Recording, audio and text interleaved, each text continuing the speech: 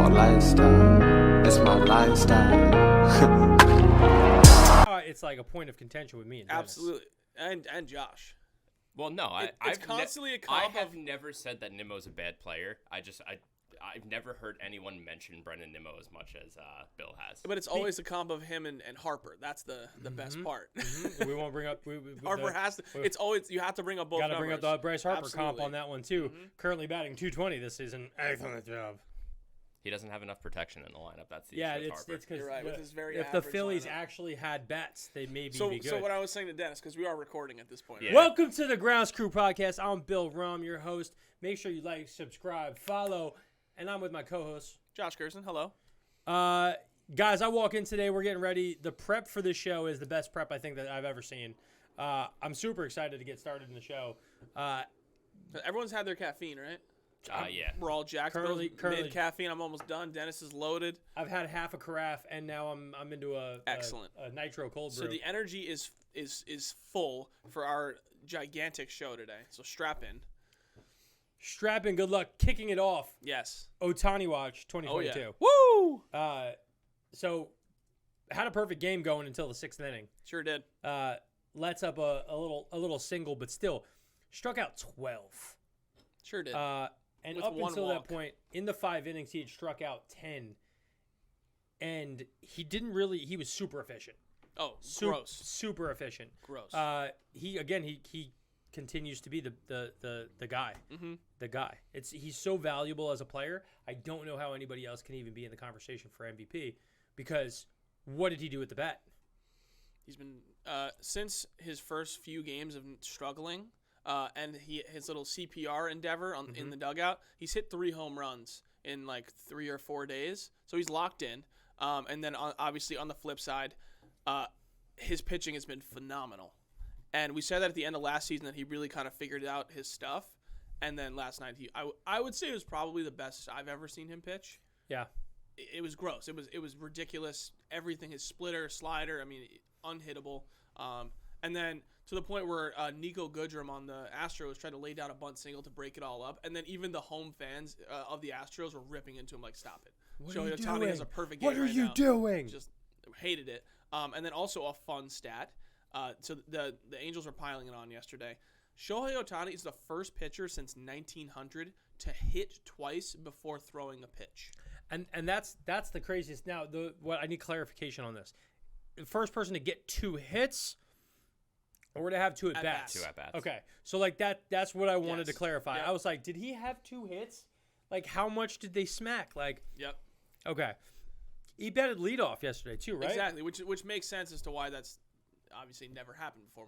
Like I would say the last 75 years, the pitcher batted last. Who's your absolute monster player that can bat leadoff and is your best power hitter and is your best pitcher? Only one man, Shohei Ohtani. Yep. Yeah, he's a stud. He's a stud. I think it's Ohtani, and then we can have a conversation about who would be the MVP. I think that's the new conversation. Who would be the other MVP? Who's the next guy? MVP A. And we'll get down because I think we got later in the show notes. We have some people who are hot. Yep. We can have some conversations about who's doing Absolutely. what. But And on the Angels, yes, sir. poor Mike Trout with the injury bug. Mike Trout at this point in time, like he not worth it. You got to show up, man. I know it's early. I know it's early. And listen, this time it was an uncontrollable thing. He got hit by a pitch, but at some point it's like, okay, well, it's just you just always run into this. Like no one is shocked that he's already missed 3 games, and Yep. I hate that it's a thing, but it doesn't matter because Shohei Ohtani figured it out in Trout's absence and hit a bunch of bombs and struck out the world, and he's a beast. And we're back on to the Ohtani MVP watch. So. We're deep on that. You know what? I thought it was so interesting how people will flip the script on Ohtani. That like 3 bad games, like told you definitely couldn't do it was overloaded. It was overloaded. We knew it. There's never going to be a thing again. Yeah. Surprisingly, to maybe not people on this show, not named Josh Gerson, Noah Syndergaard is the best pitcher right now, I think, in the American League. I'll pull up his numbers. I got his numbers right now. He's not got striking out a many people. 1.59 ERA in his first 2 starts. It's pretty darn good. Even his FIP is under a 3 ERA. So he might be a little lucky right now, but he's not that lucky. He's been great, and he's 2-0. And if he's that guy for them, and they have legit pitching, Angels are going to be a solid team. They're going to be close. The biggest question just comes back is Mike Trout's ass going to be in the lineup enough to win games for them? Mm-hmm. I think just kind of seeing how this season has started, I know we talked about it a little bit in our prediction show, but I do think the AL West is going to be super evenly matched. I was curious on how the Astros were going to be, and I do think them not having Correa is a big deal. Yep. And I'm seeing it now just in the first few like 12, 13 games right now. It's super evenly matched, and I think the Angels could easily pull away if they figure it all out and keep everybody healthy. So it's going to be interesting to watch them and the entire AL West. Dennis Dietz, you put onto this sheet some interesting facts from the Japanese Baseball League, and I want you to bring them to the people. All right, so an actual smart person would have looked up how to pronounce this dude's name, but Roki Sasaki, he's 20 years old. First 2 starts of the season, he had a perfect game with 19 strikeouts in his first game. The second game, he had 8 perfect innings and 14 strikeouts, but was removed for the 9th inning because of, the pitch count and all that stuff. Sure. So 17 straight innings, perfect to start off the season. Just incredible. He's 20 years old, so he's going to be a guy that I think comes over here in the next couple of years and just is going to be one of the more desired Japanese pitchers to come over since maybe like Daisuke. Yeah. So in those 17 consecutive perfect innings, he has 33 strikeouts. Correct. Like, my God. His stuff is ridiculous. Real good. And at 20, like, yeah, this year's going to go by, and I think he'll definitely be there. Next year is going to be like the tour where, like, he's now known internationally that he's an absolute monster. And they're going to be like, all right, we're not posting him. And he's going to go and he's going to just delete that league. And then then he'll come. So I don't think this offseason will be the where does he go? No, it's usually they need a couple seasons of like really good success before they can make the leap to the bigs. But yeah, I could see that being the case. Yeah, and then he'll be a Met. Because it's just what's going to happen. Yeah. Unless he's like, I don't want to be in a big market, And then he goes to the Angels. And then he goes to the Angels. I guess. Now, Dietz, were you chirping me for not being able to say Roki Sasaki? That was me not knowing exactly how to so you pronounce Googled it. Okay. He wanted to make sure. He was like, I don't know if I'm saying this right because I don't want to butcher his name. Yeah. But we're going to go Roki Sasaki. That's fair enough. Sticking with guys who throw 100 miles an hour and are young studs. Yeah, who can also hit on both sides. Hunter Green, our Rookie of the Year candidate. Heck yeah. Immediately comes out, sets the record for most 100-mile-an-hour pitches in a single game, beating out future Hall of Famer Jacob deGrom. Yeah. With 37, I believe, was the original. 36 or 37, yeah. And it was done like last year. Yep. So, yeah, Hunter Green's an absolute monster. Super happy to see him pitching and doing great. Yep. Hunter's going to be legit. Yeah. It was definitely and listen, I think he still has a little bit of ways to go in terms of command and some different things. He gave up a couple of runs, only had 6 Ks, even though he threw 40 of his, call it 100 pitches, 100 miles an hour. Yep. But he looks really solid for just getting going. Yep. And I'm excited to see the rest of his season because I think once he really starts dialing in, he's going to be unhittable, which is kind of why I get the Reds being semi-comfortable with a little bit of a rebuild because building around Hunter Green is a good person to start with. And Jonathan India. And Jonathan India, facts. Was he Rookie of the Year last year? He was, right? I believe so. Yep. So they got a nice little core there. Obviously, Joey Votto's there for however much longer he is. But I know the Reds aren't too good right now, but they have some good pieces to start with. Miggy is 1 hit away from 3,000, guys. Oh, no. And it was funny. Miggy's been around so long, I think Dennis thought that Miggy I hit thought 3,000. Miggy hit it like 10 years ago. Yeah. 3,000 hits is a lot. It is a ton. But I still love his mentality. He was asked about it because he's 1 hit away, right? He was asked about it, and he said, and this is a real quote, who cares who the fuck cares? We lost. When has this game ever been about individual accomplishments? And I love that. I love that sentiment. I'm sure he'll be psyched probably today when he hits 3,000. But I don't think that competitor in him has ever gone away. I think the same could be said when Adrian Beltre hit 3,000. Like those guys who make it that far in the league always have that little bit of an edge, and I'm hyped for him because I've loved watching Miggy his entire career. Well, when you're that level of greatness and you're about to achieve something that's like a one of those few things that only a couple guys will ever achieve. Yep. You really, at that point in time, you have a lot of records. Right? You're like He's won the Triple Crown. You're the all-time guy who's done this. You're the all-time guy who's done that. You've been on these teams. Like, at that point in time, you have so many personal accolades. It's like, yeah, this one is a post-career one. But, like, guys, like, we didn't win. I know it's a counting stat, but in the thing that matters to me right now, it doesn't matter at all. Right. I have 18 hits on the season. Like, that's the only number that matters at this point in time. Like, it's just not there. And he's right. And I think we all just need shit to talk about sometimes. Sure. And it's like, oh, let's talk about his thing. I'm happy to see somebody like that because it is rare now where it's like, guys, this is too early in the season to be talking about some stuff that doesn't matter. But Miggy's a GOAT. Yeah. And again, we talk about, I think Vladdy is Miggy reincarnated for himself. Like, I think he's a guy who's going to end up getting a ton of hits. Oh, leading 100%. the league in a whole bunch of different stuff and just being a unit. I could see a very real world where his career is better than his dad's.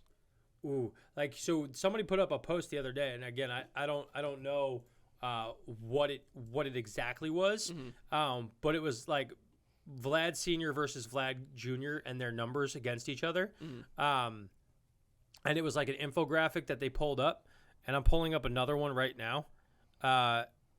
Vlad Senior, after 33 games in their third season, Vladdy Jr., 310 batting average, Vlad Senior, 307. Home runs, Vlad Jr., 7, Vlad Senior, 7. RBIs, Vlad Jr., 23, Vlad Senior, 18. On base percentage, Vlad Jr., 447, Vlad Senior, 350. OPS, Vlad Jr., 995, Vlad Senior, 886. Like, yeah. And Vlad Jr. is, I think people have forgotten because of the generation gap, like how good Vlad Senior really was.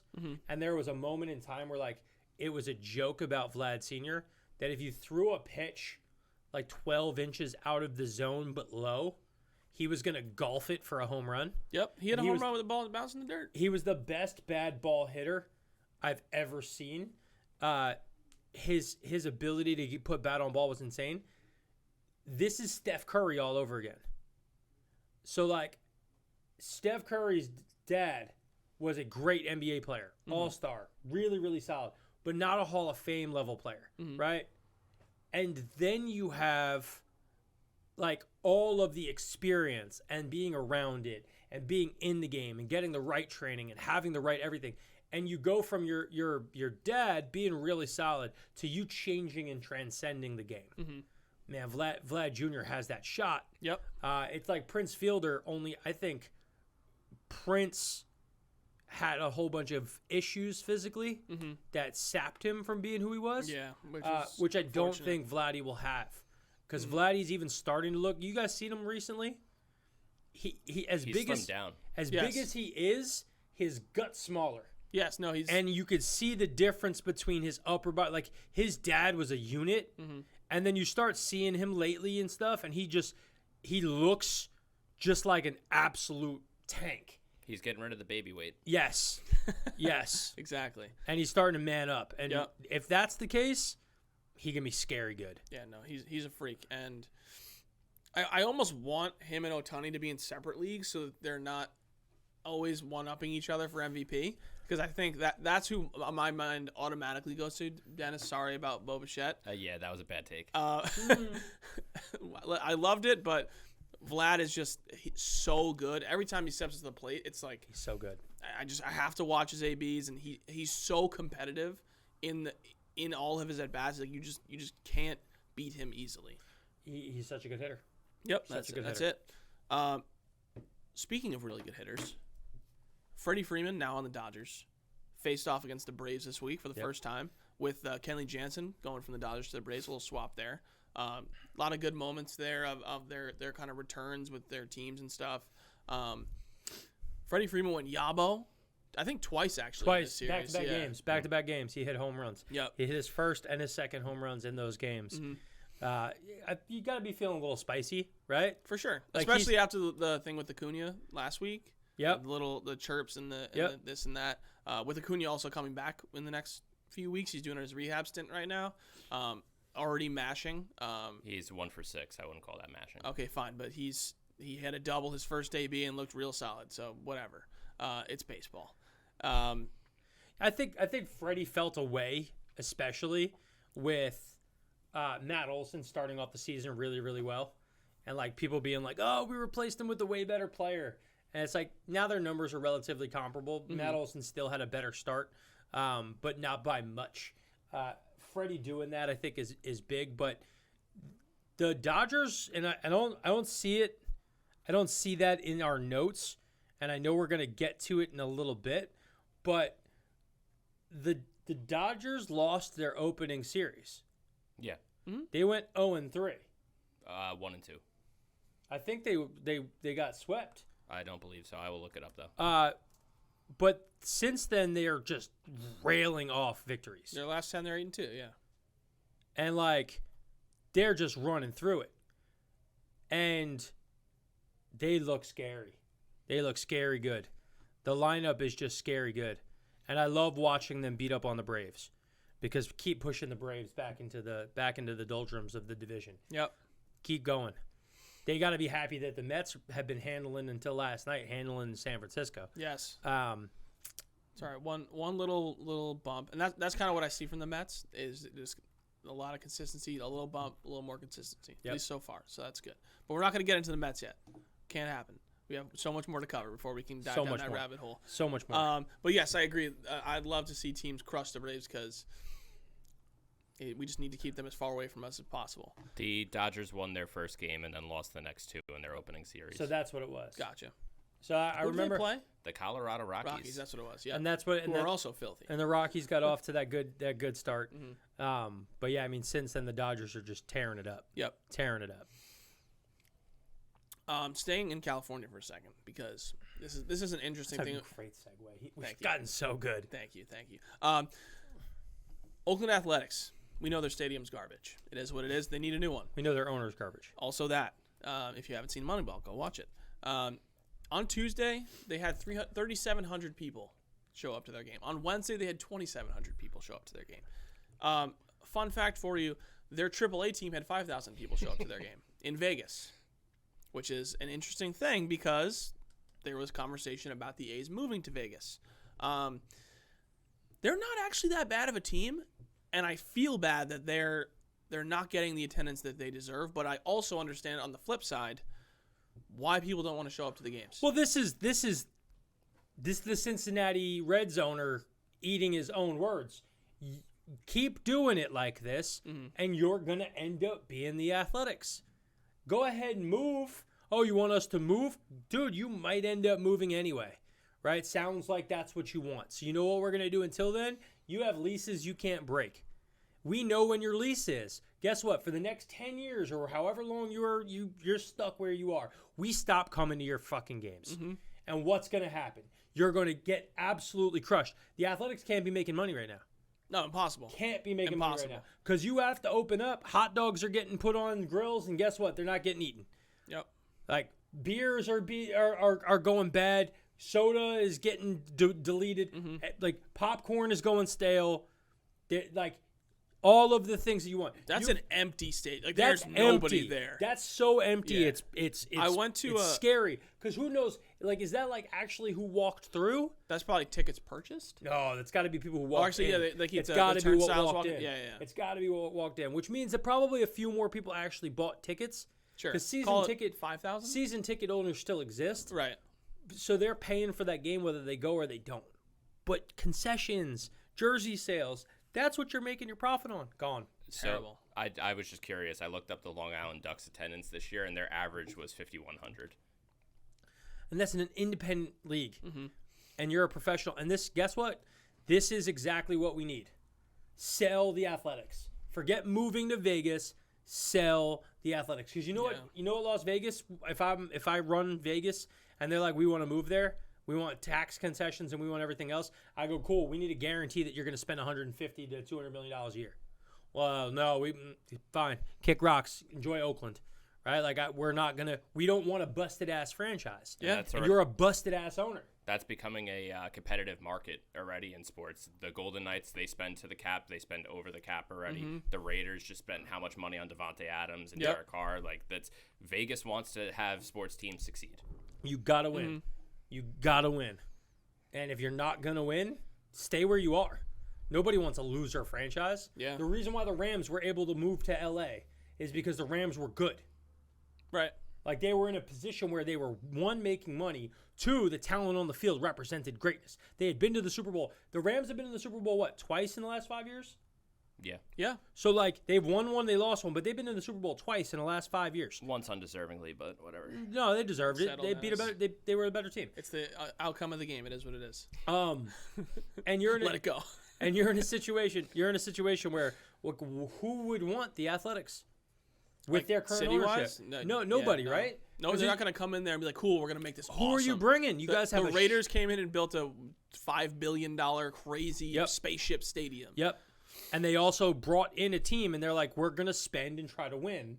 And the Raiders had a rabid fan base. They had enough of it. The owner wants to win on the field, was willing to do it, had a superstar coach at the time. Mm-hmm. They were investing at every layer of that organization when it got there.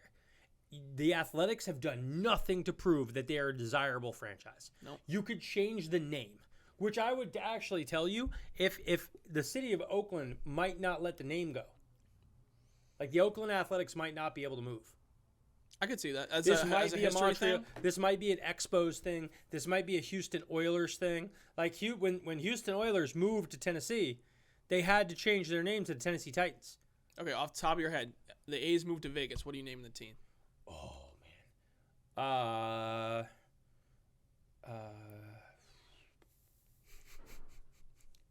I mean, it can't be the name I would choose because I have recency bias. Okay. And I don't know if we even have that on our notes today, but it was in my notes.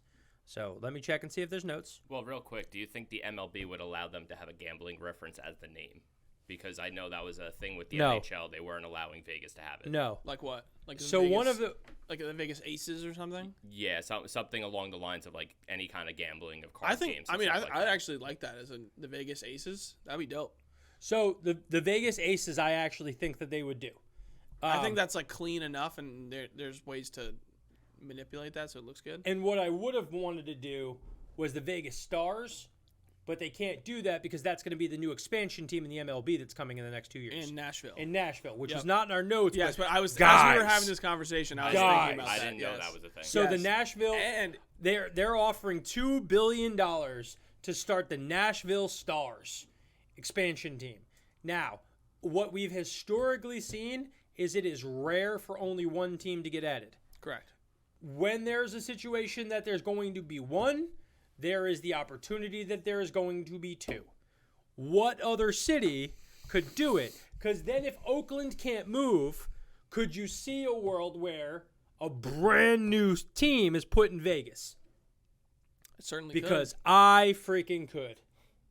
And that's something that I think is a mega possibility. You know what's an interesting thing as well? Hit me. If they were going to do that, they could use the Raiders Stadium because the football field comes out of the stadium. Yes, it does. Can be rolled out of there. So you pop Yes, the it baseball does. field underneath it, we're in business. Yes, the it stadium's already does. there. And I don't think because it's artificial turf, I think they actually could line it. I'm sure they could do like a whole bunch of different things, but I don't think they want to deal with how the Raiders used to be. For sure. But very, very intriguing. And there's enough land in Vegas to just make a baseball field. Yep. Right? Like, and you could get that done, and that would be a big attraction. And guess what? That's more sports more of the time in Vegas. And it brings a bigger and bigger lead. There's not long before every sports team that exists is in Vegas. NBA's next. There will be an NBA team there. Because they're trying to bring back Seattle, right? Well, so Seattle Supersonics, I think, are coming back. Okay. The Seattle team basketball is coming. Right. That is, to me, a stone-cold lead pipe lock. it always comes who is the match, right? Well, that's what I'm saying. If they go to Seattle, the they go Nashville Vegas. Stars trying to happen and having a legitimate $2 billion offer out there, there's a couple of things with that. If that team is going to start, who does that bring back in as a potential ownership person? Well, from what I'm hearing, it's going to be a minority-owned team, which I think is fantastic. Amazing. He'd be the first black owner for sure. Who is it? I forget his name. I do too. Stewart, I think. Okay. Well, we're going Dave Stewart. Yep. Yep. Former MLB All-Star and D-backs GM Dave Stewart. He's recruiting investors and launched a diversity effort for a minority-led franchise. And that's awesome. I could see A-Rod getting another situation where, hey, we're going to do an expansion team. Mm-hmm. Now, what the downside that teams have said is that baseball doesn't have enough talent, and that there's too many teams. Well, Mark Vientos can't even make the MLB right now. Don't you try to I disagree with that. Don't you try to incite. Y'all just go pick 3 people from everybody's AAA team. But my point to you is, if that were true, if it were true that there's enough talent, there'd be more teams would be good. Yeah. Right? We have a situation where the Orioles are bad. Right? We have a situation where the D-backs are bad. Yeah, because they don't want to bring a team in and then they'd be garbage. They want the Vegas situation where they go to the World Series the first year. So the reason why the thing to me that I think is more intriguing, and the MLB and the MLB players and everybody should be much more considering, is allowing relegation to be a thing. The reason why teams can only be 30 deep is because there's not relegation. If you made a situation where relegation was a thing and you expanded the teams and the organizations, the Athletics would be getting kicked to the curb, the Orioles would be kicked to the curb, the D-backs would be kicked to the curb. Guess what? They now all get to play in the relegated league. And now that we get to see who's the best of the worst. Mm-hmm. And the games would be more competitive. You'd have a reason to bring up your young guys. Veterans wouldn't want to sign with you. So now what do we naturally have? We have the places where young players go, and they have to be played. And relegation would open that up. Now what can you do? I can let there be 10 more teams in the league. I can have 40 teams in MLB. And I can have the bottom 12 be relegated. Which league has the most right now? Teams? Yeah. NFL? NFL like 32. 32. NHL also has 32. Okay. So like 32 is that. And I would tell you right now, the NFL could have more teams. Yeah. I don't think that it's a talent issue at the NFL level. So that's my point. Why is it a talent thing at the MLB level? Right? Is it there's just not enough guys good? Is it just? I think it's more of a different game. To me, I think it's the consolidation of assets. Because like, who would you call the worst team in the NFL? The worst team in the NFL, either the Jacksonville Jaguars or the New York Jets. Okay, sure. But the Jacksonville Jaguars could like go out and call it the Patriots. A pretty good for team, sure. They right? beat the Bills. Great. Yeah. I don't like you watch the Orioles play. Let's call it the Blue Jays. Yeah. 9 times out of 10, they're probably going to lose. And like, there's but that's the thing. 9 times out of 10, the worst NFL team also loses. Okay, so that's actually the wins are a bad example. The level of competition. I would say the Jacksonville Jaguars, although they might be not as good as whatever team, they're at least closer. The Orioles versus the Blue Jays is a substantially different amount of talent. So I think that's what I think is the difference. Yeah. The difference is, and I think the point you're trying to make, and I agree with, is how long would it take the worst NFL team to go from worst to first? Mm-hmm. It would take substantially less time than it takes the worst MLB team to go from worst to first. Right. Because I feel like the Bengals were like not that good a couple of years ago, and then they were in the Super Bowl this year. For sure. Yeah. Right? And like the Jets, my bold prediction for this upcoming season for the New York Jets is I think they finish second in the division, which beats out the Dolphins and the Patriots. And people are like, that's nuts. Patriots have been in the playoffs last year. Dolphins were borderline playoff team multiple years in a row now. I think both of those teams are going to end up worse than the Jets if the Jets do a good job in the draft. But separate from that, so that team is a team that's about to pick 4th in the draft. And they're going to finish in the top half of the league. Top 15 teams. Mm-hmm. So if they're going to fit, or top 16 teams. So if the Jets are going to go from one of the worst 5 to one of the top 16 in one single offseason, could you imagine in baseball that ever happening? Like, let's think about a reference point. What's the last bad team that went from bad to really good fast? Is it last year's Mariners team? Kind of. I feel like it's been a it's been a couple years of them trying to put some pieces together. Right, but you could say a couple seasons, right? Like, is the method, but my point is, what's the result? And if I look at the result for them, and I'm pulling up their records by year, last year they were 90-72. The year before they were 27-33. The year before that they were 68-94. So Gotcha. the Seattle Mariners are the team. Okay. Like the Seattle Mariners are the model for going from worst to first. So how did they do it? They traded for Jared Kelenic. They traded for Jesse Winker, Eugenio Suarez. They signed Robbie Ray. So they got a lot of the young guys They got a up. bunch of money off their books with Robbie Cano. They got a lot of young guys out Yep. on the field. Julio Rodriguez. Yeah, so they Right. brought up a bunch of young guys. Seattle wasn't even the biggest jump last year, though. It looks like the Red Sox were a bigger jump in how many wins they had from the previous year. The Red Sox have done that, though, a few times where they finish terrible and then win the World I'm Series. saying I think it's a I'm different accounting animal. for 2019 as well, though. The 2020 season to me is the shiftiness. The Red Sox were in the World Series in 2017. Seattle was a non-playoff team in 2019 and 2020, right? Mm-hmm. And they were 30 games under 519. They were 27-33 in the 2020 shortened season. Then they went to 90-72. Like, that team took steps forward to dramatically. A 90-win season after being below 500 is a pretty substantial jump. Sure is. In record, right? For what the season is. And I'm sure there's other teams who did better. This goes back to my purpose of relegation, is you could let there be more teams who are good. Because you will make it a situation where, like, let's put this in perspective. And this is why I think relegation is actually so important for baseball long term. And I really would push for it. And you won. The team in Nashville is saying that they will pay $2 billion to be able to start their team. So $2 billion goes to all of the owners who are currently owners, right? That money gets dispersed to the ownerships to allow another owner to come into the league. Imagine you did that 10 times. That's $20 billion into your pipeline. So for the owners who are poor, So that's not startup cost. That's just entry fee. that's just entry fee. And then what do you think the startup cost is to get a whole organization going? Probably still under $1 billion. Stadium included, everything? No, not stadium. Well, yes, stadium included because you get subsidies from the state. Oh, yeah, all right. So when from you the take actual the group subsidy from a itself. state, maybe we're going to put $350 million in. Then it's the cost of players and coaches and things and Right. facilities. The reality is there's more independent leagues and former minor league teams that don't exist anymore, and the stadiums are sitting there doing nothing.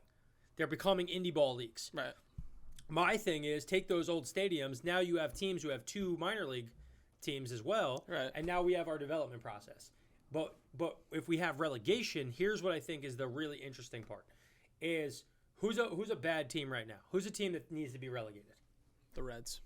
Okay, so let's say the Cincinnati Reds. If we say that the Cincinnati Reds should be relegated right this second, what the Reds could do if we had that is they could loan out their best players for money to the good teams. Would that make the good teams better? Sure would. Sure would. But would that bring in money for the Reds? What would they pay? So you have to pay for loan. So you're going to pay not What only you're if going to pay. what if those teams just had to pay for those players' contracts, so the other team would just save the money? No. You'd pay for because I'd put up a bid. I say, okay, who wants Hunter Green for the rest of this season? And the winning bid gets it and pays his salary. Okay. Right. So, So you have this bidding strategy. Now I can make money off of my best players. So I have to put them up on loan. So I have to say, hey, I'm going to put Jonathan India up on loan. But what you'd still get the Steve Cohen situation of I can buy whoever I want. Great. But then there'd you have to be don't- some type of cap or something. No. So the loan ends and the player returns to the other team. I get you. So I can loan out. So hear me. Let me finish this Okay. all the way to completion. I can loan out all of my good players, right? Mm-hmm. And then I can bring up all of my young guys to get experience at this higher than AAA level, playing against the other relegated teams. Yeah. Those guys gain experience. I make money from Steve Cohen pays for Jonathan India to come to the team, or pays for Hunter Green to come to the team, and paid $10 million to me. I made $10 million this season, and I didn't pay his money. I've now flip-flopped my assets. I now got experience for my young guys.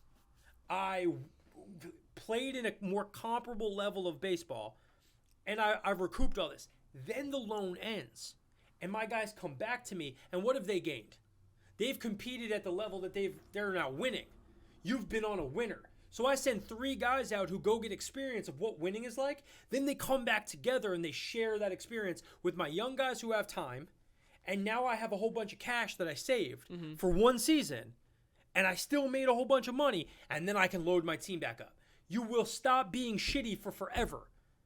It moves away from permanent shittiness. It gives you something to really compete for. Those 12 teams who out of the 40 who are in relegation, there is a champion. That champion wins money, has its own playoff structure, its own American series, right? Like, you're not the World Series, it's the American series. And it's for the relegated teams. You win that. You still make more money than you would have if you had been playing in the other league. Because now there's an entirely new playoff system. There's a new tournament structure. During the season, you can run a tournament that the 2 best teams, whoever is we're going to run a tournament, these 12 teams, at the All-Star break. We're going to run this tournament. The 2 teams that win get put into the top 30, and you have a chance to make the postseason. But the back half of the season, you're playing a schedule against these other guys. You're not playing against the relegated teams anymore. And we're going to see if your team is good enough to compete. Oh, come on. That sounds so much better. It does. Like, and we don't do it in America because why? Because we're stuck. Those owners don't want to make less money. Guys, I just found a way for you to make more money. The Indians last year, or who are now the Guardians, right? If the Guardians had just let Shane Bieber go and pitch for a team who was like, you know what we really need this season? We need a starting pitcher to win a World Series, but there's nobody free agent. We get him on loan for 1 season. He comes over to our team. We win a championship. He goes back to this year. I mean, that's pretty much what teams do at the trade deadline, right? They trade him and you lose him forever. Right. And instead of losing guys forever, it keeps guys in your organization. It gives a team a reason to sign a guy to a big deal. Yep. Right? I can sign whoever I want. I can sign Freddie Freeman. If I'm the Braves, I can sign Freddie Freeman. If we don't play well, I can loan him out. And now I don't have to pay 100% of the salary. He gets that money no matter what, but I might not be the one paying him for some of the seasons. How do I loan and how do I do all this stuff to get it just better? And I hope they let the Nashville Stars come in, and I hope something like this happens. But it's probably a pipe dream, and it'll never happen. Probably super a pipe dream, but I do love from an economic standpoint, that would be fantastic. Because you'd basically turn all the other teams. Like, when Matt Chapman went to the Blue Jays, like, Yep. That could have easily got the A's a bunch of dollars. Yep. Last season to go and keep him or whatever. And then you didn't have to lose the player permanently. Right. You just have that player get on loan for a single year. Yep. So now you when his contract's up, now you don't get to loan him anymore. But he understands, hey, I could go on loan at any time.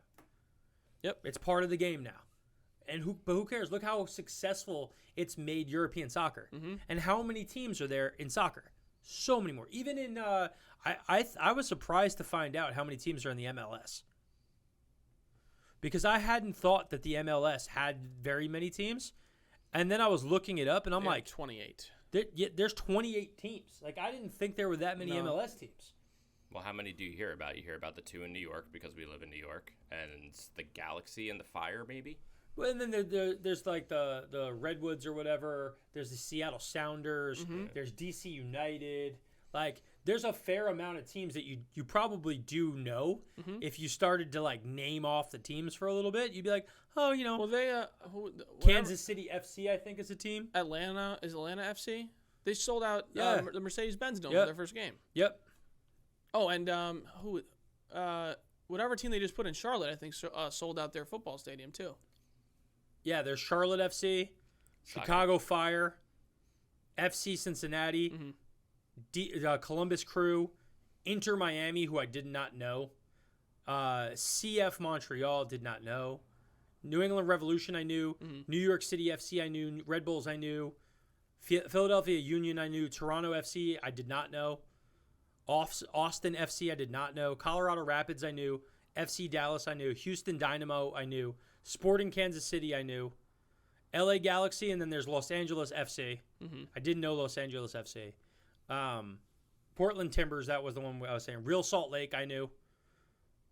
Vancouver Whitecaps. Like I did future teams. St. Louis City. SC is starting up. There was the Tampa Bay Mutiny, the Miami Fusion, and Chivas USA. Like, there's a whole... It's blowing up. I mean, they got. That's actually what they do. Aren't they taking, like, European players on loan? Yes. Type thing? Like, yeah. Well, they also... Well, they had some guys. They had Zlatan come in. So, actually, now, the bigger thing that's happening is actually the reverse. The MLS is now doing loans to European soccer. Even better. Because the players in America have gotten better at scale, and more guys are going internationally and playing than we've ever had. Right. Well, yeah, for most of the last 5 years, it was Christian Pulisic, and that's it. Yep. And now I think Dempsey was the guy who really started it. Dempsey from Team USA years ago, he was the only guy playing, and he was playing for, I think, Fulham or somebody. And he was successful at that scale. Now we have very many guys who are there. Yep. Almost all of our national team does not play in the United States, which is great. That's awesome because they need it. But this, again, circling this all back around, this is why I think that they need it, because if they can do it, changes baseball. Sure would, and for the better by a wide effing margin. Absolutely. Well, Bill, you just brought the heat, and now we're going to find out who's hot in baseball. Dennis Dietz, who's hot? Tell us. Transitions are just kind of... Yeah, that kind of threw me off. I was like, damn, this guy. Damn. So the NL West just as a whole to start the season, it's just wild. Dodgers 9-3, Rockies 8-4, Giants 8-4, Padres 9-5. Obviously, the Diamondbacks have been struggling, but the West as a whole is just incredible to start this year. I know we talked about the AL East and the NL East being two of the better divisions, but the West just continues to rule all, I'd say, in the NL. Yeah, no, the NL West, I mean, obviously we talked about it preseason. We knew the Dodgers were going to be good. We thought the Giants were going to have a solid crew, and they do. The Padres, I think, was a little bit of a question mark, but, you know, they started off pretty well. The Rockies, obviously super interesting. Sustainable or not? Can't be. I'm going to rock with that train also. I don't think the Rockies hold on to this. I think great start, cool. I would actually love for them to at least be in sort of a good position by the trade deadline, and maybe miraculously they make some moves and actually try and go win the division, or at least make the wild card, something to that effect.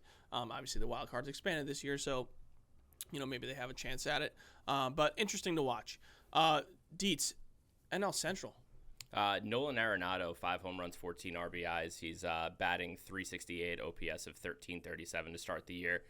I mentioned him last week. He's just a guy that I feel everyone kind of forgot about, and he's putting together a pretty solid start to the season, I'd say, an MVP kind of thing. However, if you go to Chicago, that little Cubs and Cardinals rivalry, Seiya Suzuki, he might not just win the Rookie of the Year this year. He might be an MVP finalist if he continues what he's doing. 4 home runs, 11 RBIs, 387 batting average, 1404 OPS. And that to me is like... So Suzuki to me has also proven something that I think is very, very, very, very important for teams to start to recognize. 10 years ago even, 15 years ago even, the ability to convert a player from that league to the U.S. was much harder. And the player who was the pivot point was Kaz Matsui on the Mets. And why Kaz Matsui was the pivot was he was a bigger name in Japan than anybody. He was everything to that league. He was a better hitter, player, everything. He was going to be a mega star when he came over. And he came over and he was just okay. And that was hard for a lot of people to try to figure out. Because, like, what do we do? How do we represent this? What's this going to be like? With him coming over and being so good, we all knew he was good, right? Like, every number that you saw for Suzuki was that he could bang. Yep. But you couldn't – you had this whole, like – this is like European basketball players, right? there were two different versions of European basketball players: All-Star Dirk Nowitzki's or Darko Milicic's. Like you had a guy who was either going to be a complete rock star, or you overdrafted this guy in the first round. He's going to be terrible. Now you know who you're getting when the guys come over. It's rare that a European player is like a complete waste. He might not fit a style. Suzuki has made it like if a guy can play there, he can play here. Yeah. And that change, I feel like, is going to be – this goes back to us, before talking about Roki, is they're going to be able to play. If you can do it there, you can do it here. Well, I mean, I think we've seen that in the last decade or so. We've got Otani, Tanaka, Suzuki, who's the guy on the Blue Jays now, who he was on the Mariners, good lefty pitcher.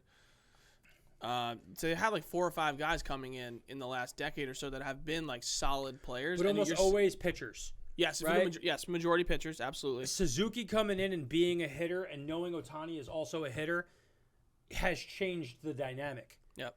Because you used to worry. You used to be like, are they going to be able to hit, right? Because they're used to being in a league where not everybody is MLB quality. You say Kikuchi, that's who I'm thinking of. And now... And Hyunjin Ryu, obviously. And now you're seeing, like, hey, these guys actually can hit. Because analytics and the computers and data, like, you can see if a guy can actually play. Right. So I'm super happy to see he's been so good. Yep. But do we think that's sustainable? Or do we think it's kind of, is he going to be this good?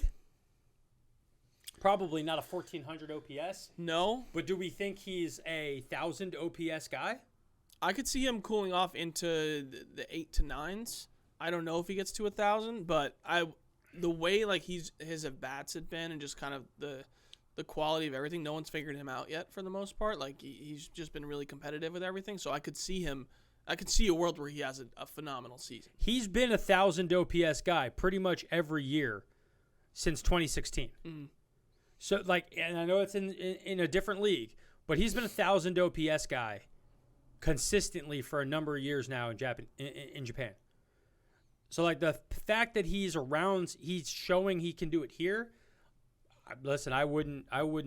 He might be that guy. I'm now pulling for him. Okay. Like, I want to see it happen. Yeah, I was super curious when we were discussing our Rookie of the Years and stuff. I know a lot of people had picked him over Hunter Green. So they're both off to hot starts, obviously. So we'll see how everyone holds on to everything. Dennis, real quick, I know we kind of went away from the NL West for a second. Cody Bellinger. Yeah, I'm happy to see like he doesn't completely suck this year. Woo! 279 batting average, 889 OPS. Like there was a lot of worries because he struggled for the last 2 seasons. Yeah, really. And he was an MVP caliber guy. Now he's starting to look a little bit more confident at the plate. Obviously, playing in LA, it's a big spotlight on that team as a whole. Yep. And he was supposed to be the face, but now it seems like the pressure's off him a little bit, and he's doing well. Yeah, that's good. I think we look back, and if he was even in 2020, he was a 789 OPS guy, and that was disappointing. Coming off of an All-Star, 1,000 OPS season, like we look at a lot of that stuff, and it was like, man, he batted 239 in 2020. His power was still there, but his batting average wasn't. I don't think he ever was a 305 batting average guy. I think that was what threw everybody for the loop was to see such a spread. Well, that season he like held on to a 400 batting average for ever a while, and then it dipped, right? Yes. And think how bad he actually hit to go from 400 to 300, right? So like when you look at it and you say even this season at 279, I don't know if that's him because his career he's a 258 batting average, and I think the 258 makes sense. Last year, I don't know what was up, no idea what was happening to him. Something was wrong.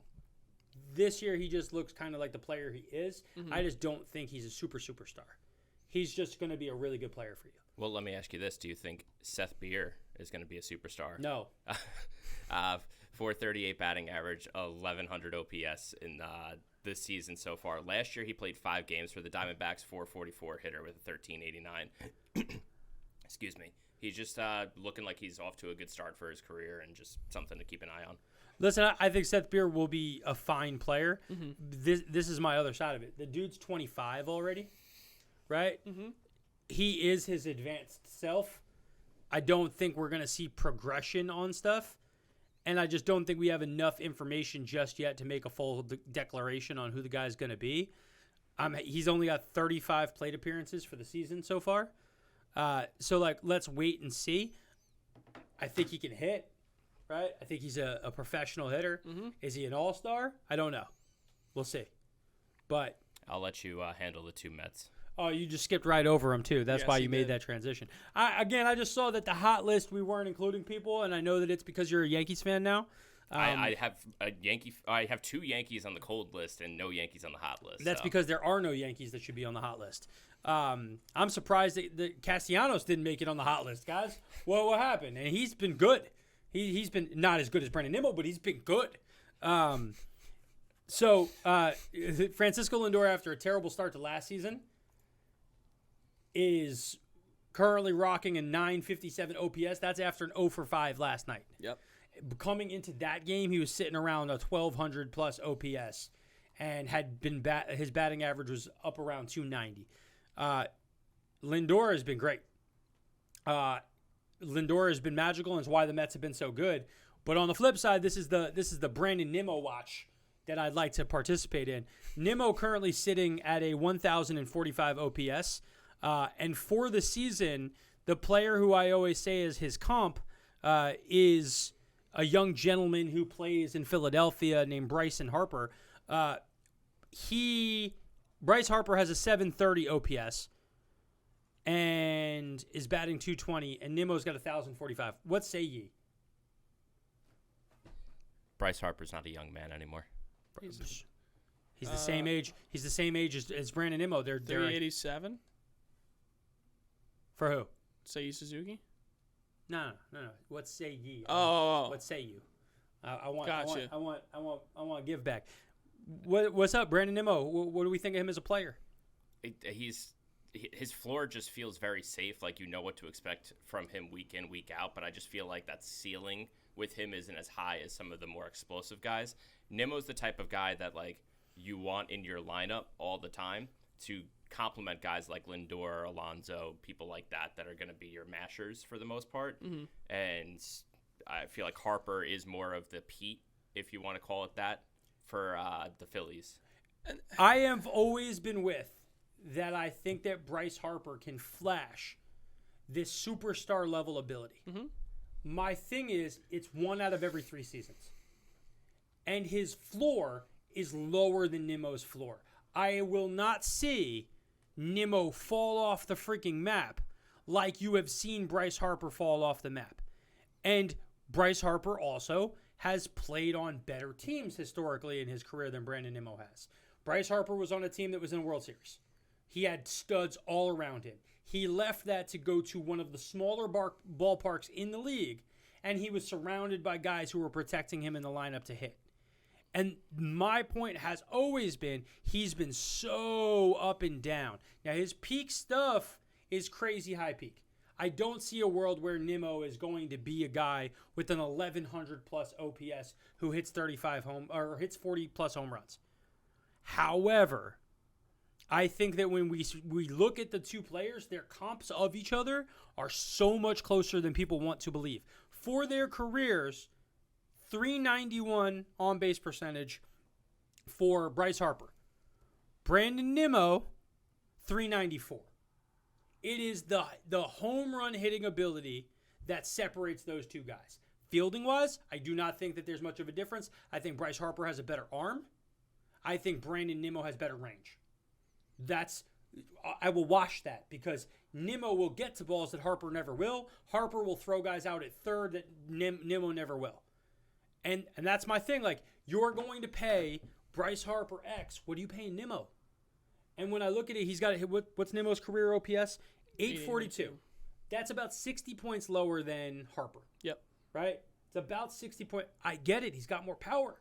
So on OPS for a second, because I was thinking about it as you're kind of going through their back and forth. Obviously, if we're talking about Harper from a peak standpoint, his is higher than Nemo. I think we can all agree on that. If you separate his 2 MVP seasons from Nemo's, OPS-wise, they're roughly the same player. Identically. So, granted, you get Harper with the intention that maybe in a couple of years he'll have another MVP season, help you win a World Series. Yep. Maybe. But what are you actually looking to get out of whatever player do you want? Do you want this super consistent guy who's going to give you an 850 OPS and bat roughly 270 to 300?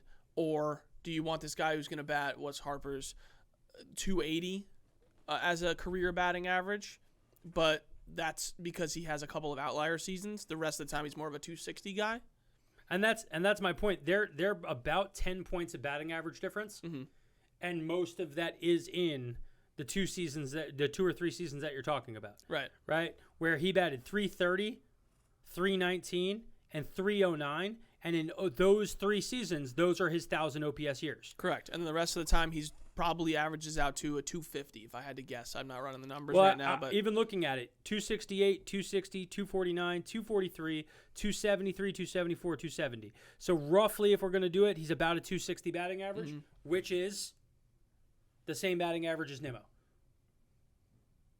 Yeah. Like 260, you're in the exact, and that's all my point has ever been, is that when you actually look at those guys, and the real comp for me, the genuine comp has always been that it was Conforto and Bryce Harper were very similar.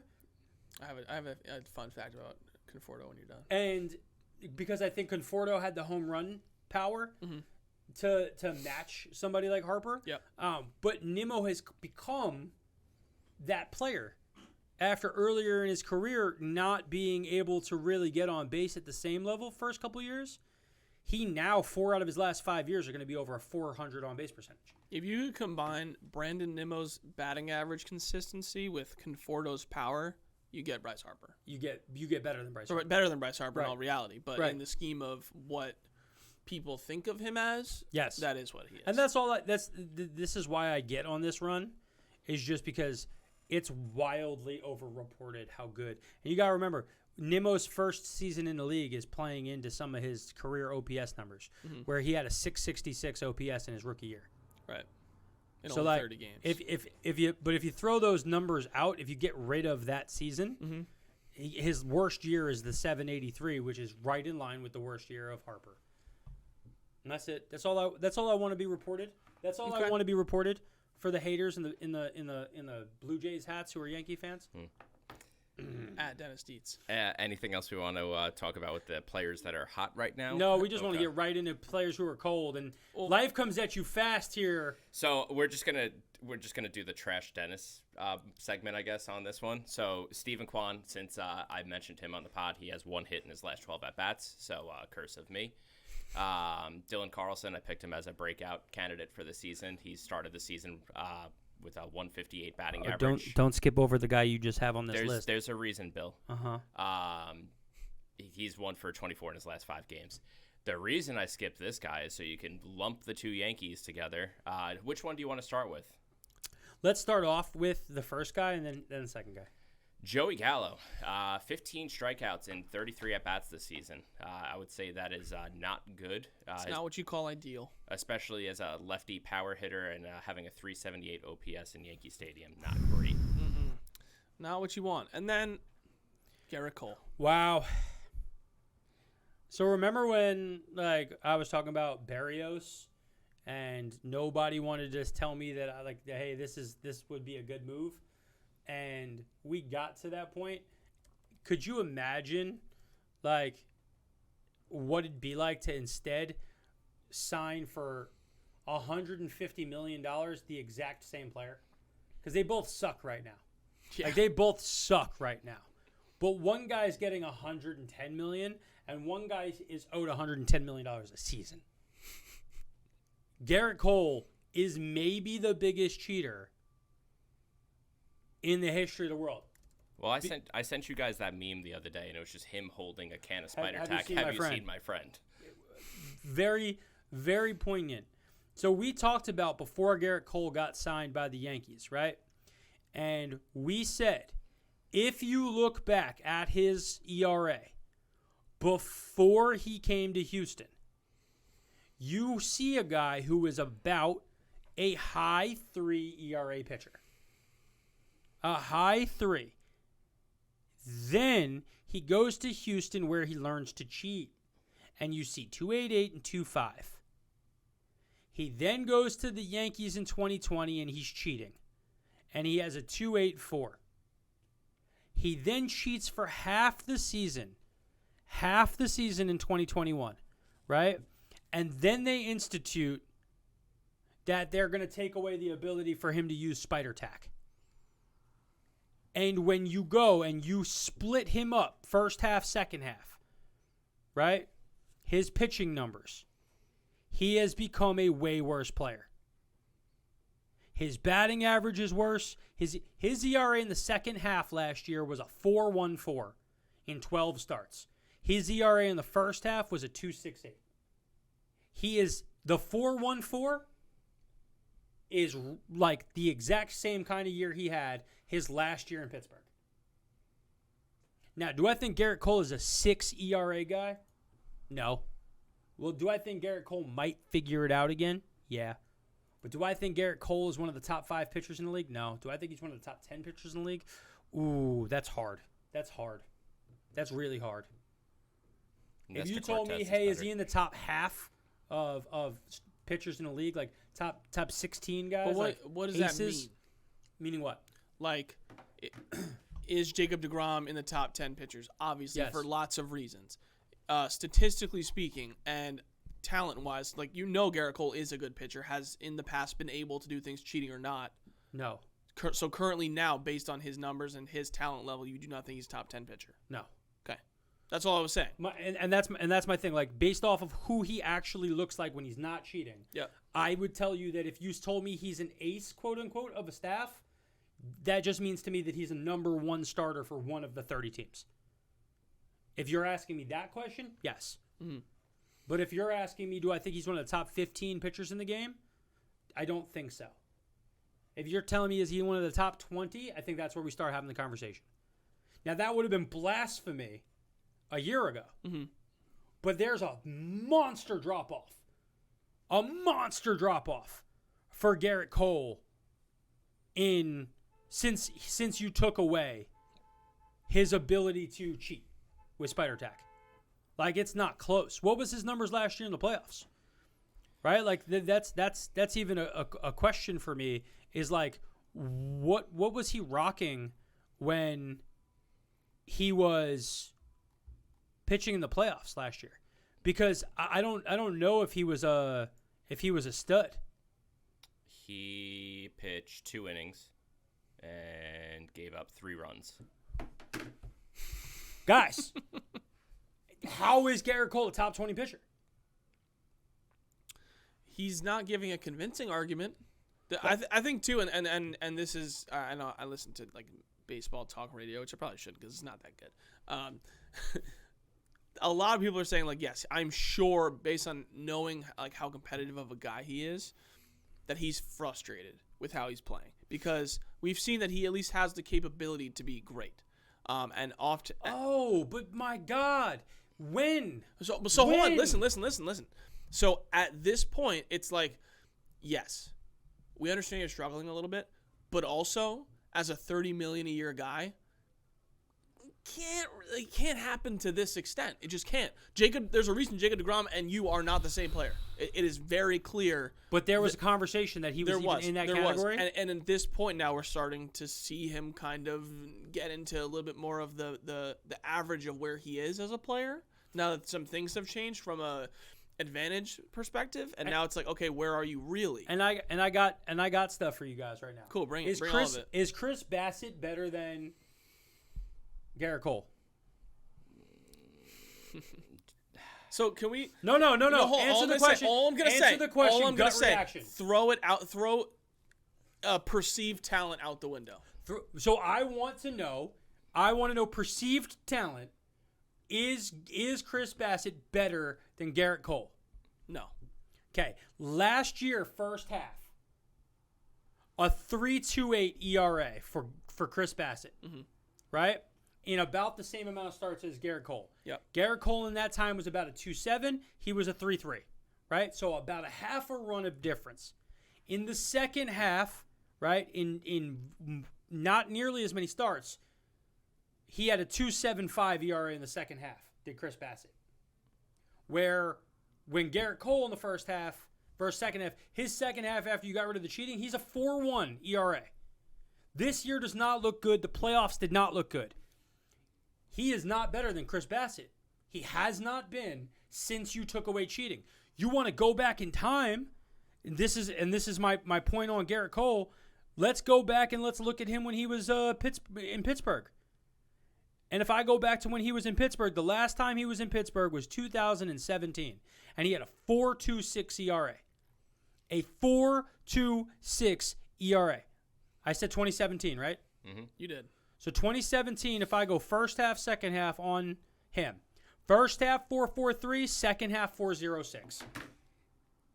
Where is the lie? I mean, we were lied to. If we want to just pull up numbers, though. Go ahead. 2015, it's 2.6 ERA. He went 19-8 with the Pittsburgh Pirates.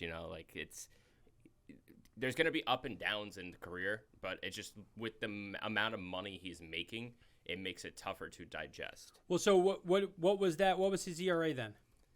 In 2015? So you said 2015, right? Yeah, he has a 2.6 ERA when he went 19-8. Okay, so I'm just even bringing up.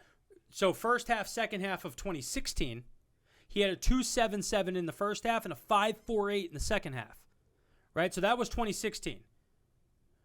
So yeah, he has these moments where he lights it up, but then all of a sudden we also have this dramatic shift where he's a bad pitcher. And there is a factor that came out as to why that is. And then all of a sudden it happened. So you have to just assume there's a correlation. Now, the season that you're talking about, he had a 2.3 ERA in the first half, and then he had a 2.98 in the second half. And my thing is that we're having to go back. He still got worse. He's about a 3 ERA pitcher. But we're having to go back to the 2015 season to achieve that in 2022. So we're having to stretch ourselves to 2015, 7 years ago. And we're having to say that pitcher 7 years ago to today. Guys, a blip 7 years ago, he was good. And then he learned to cheat. And then now I think he's going to figure out how to pitch without cheating. Mm-hmm.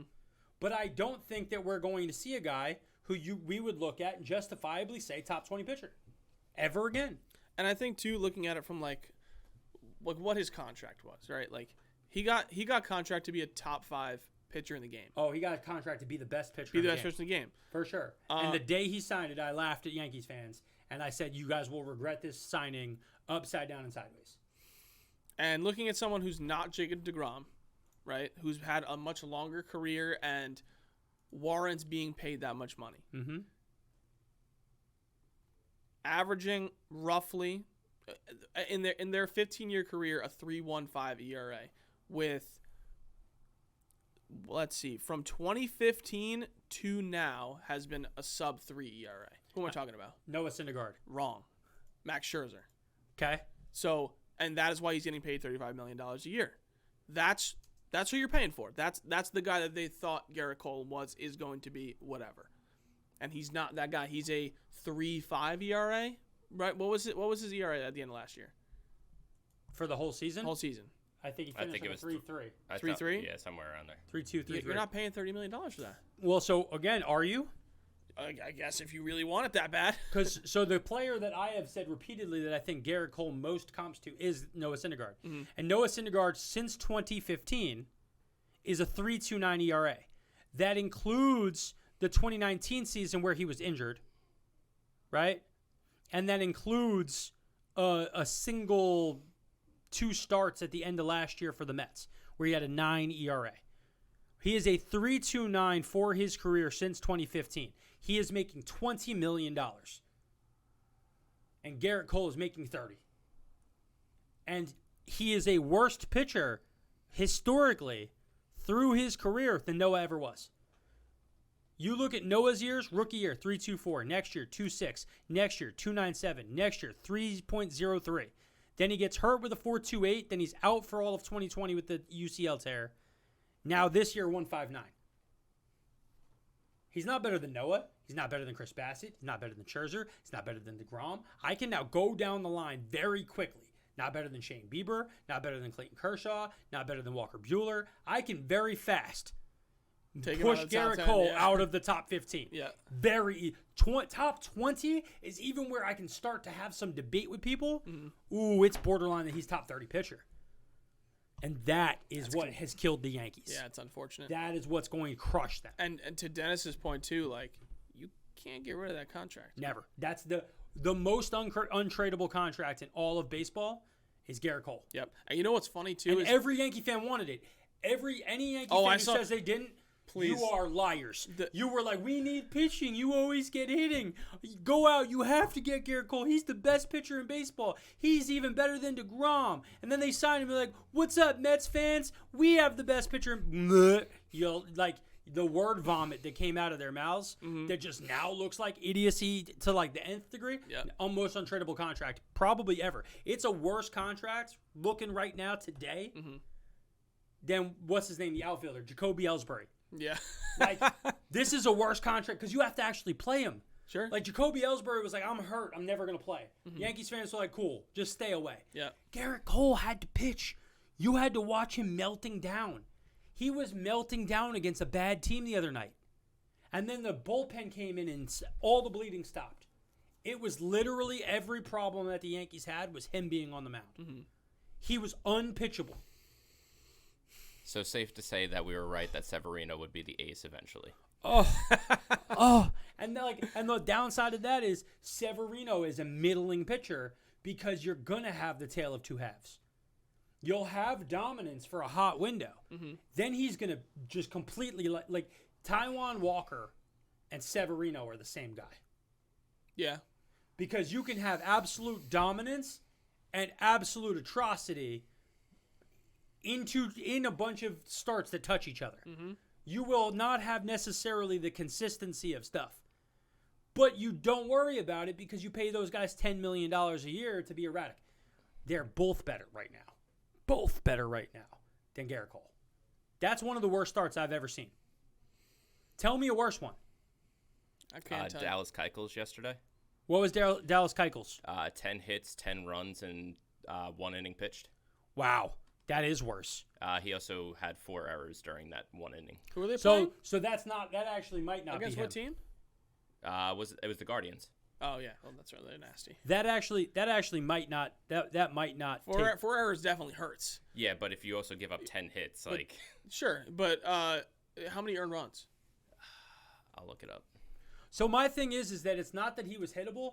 Gerrit Cole couldn't find the plate. Yeah, no, he had 4 walks? 5 walks in 1.2. Yep, it's not ideal.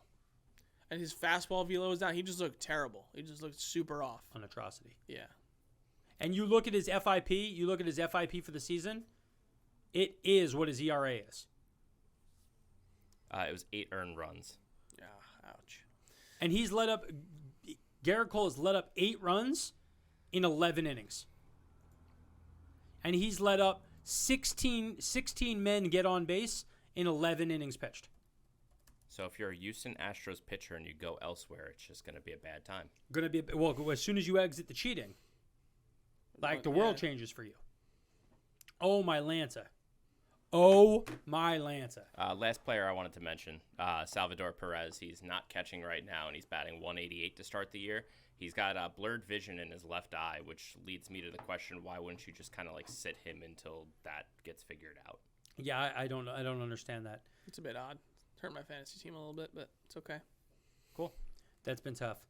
Next on our list of things, tomorrow is Friday, and on Fridays we have a special event. It's the main Friday parlay with our good friend, Boba Fett. Dennis? Boba Betts. So tomorrow, I'm going with 4 games. It's going to end up being plus 924 as of right now on DraftKings. You have Cubs money line, Rockies money line, Dodgers money line, and St. Louis Cardinals at the run line of -1.5. So How much money are you putting on that, Dennis? I put 20 down. I mean, Boba. I'm sorry. I still put 20 down. Robert. Excellent. Robert Fettuccini. Dennis, I'm gonna take that bet because I wanna be in on the whole segment here, so I'm going to put money on it. And we'll come back next week and talk about if we're millionaires or just made $50. So I mean, Otani won me some money yesterday, so Yes, he did. love very that. happy. Paid for dinner for today. Yes, very much Love that. so. Shout out to Shohei Ohtani. saving us every time. Excellent. Well, I think we dabbled in the Mets a reasonable amount this week. You can't sit here and call us a Mets podcast beyond the obvious bias when it comes to Brandon Nemo. I mean, we also didn't talk about how they're the best team in the league right now. Yes. Like, we moved past that. And I was saying this to Dennis, when I chose the Phillies to win the division, I did not anticipate the Mets having the greatest team ever assembled. It just didn't come to mind. Even though you chose that the best hitter, best pitchers, and the World Series, best home run hitter, but it's fine. It's everything you picked best. I assumed they would be late bloomers. I was wrong. We're going to go win 125 games probably. And guys, that is called the hyperbole. We will see you next time on the Grounds Crew podcast. Make sure you like and subscribe. Thanks for listening. Thanks for watching. Later, guys. Baseball lifestyle, it's my lifestyle. Welcome to the Grounds Crew, a podcast covering all things baseball. We're brought to you by Baseball Lifestyle.